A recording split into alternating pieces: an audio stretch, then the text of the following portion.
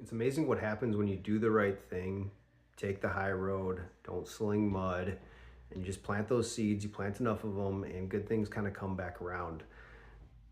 Earlier this summer, I did some due diligence for a pretty nice size company. Ultimately, came back to them and told them, "Hey, your pricing is really good. You have a good carrier. You said the service is pretty solid. There's nothing I can do for you." Right? Shot them straight. Didn't try to sling mud at their broker. They said the service was solid. I didn't poke holes, make mountains out of molehills.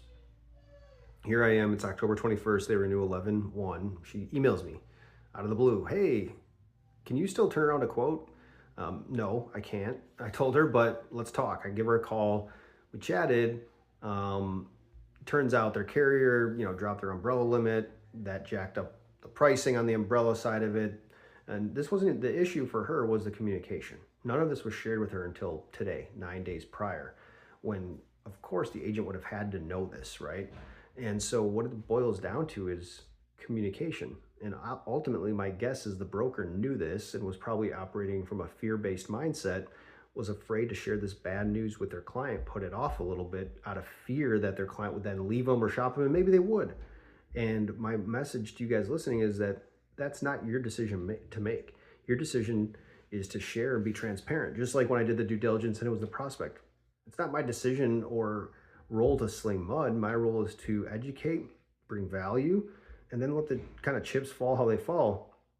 And if you do this more times than not in life and in work and business, it'll come back in your favor. So here we are 9 days prior. Now she's talking about signing a broker of record letter, right? On a $30,000 deal.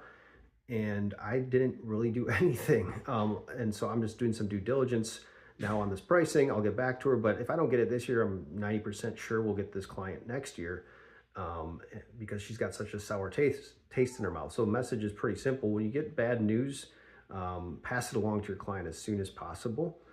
Don't act from a place of fear. Act from a place of love, right? And it's not in some cheesy woo way, but from a place of love means there is no fear. It means you're doing what's always best for other people. You're serving people, right? When you operate from that mindset and from that mode, just good things will happen, right? Even if they don't appear good at the time, your timing will come around. Just trust the process and trust that acting from this place will serve you well because you're serving others well.